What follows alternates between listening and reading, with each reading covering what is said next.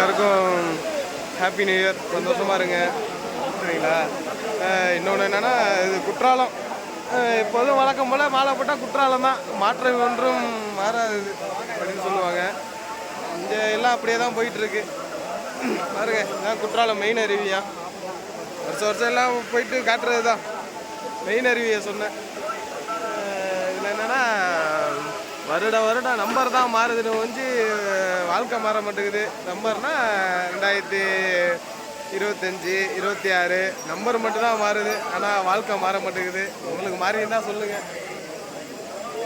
குளிச்சுட்டு வந்துடுறேன், ஒரு குளியலை போட்டு காசி விஸ்வநாதரை கும்பிட்டுட்டு தரிசனத்தை பார்த்துட்டு வந்துடும். குளிருது பயங்கரமாக. ஏதாவது சொல்கிறீங்களா? தண்ணி கம்மியாகும்,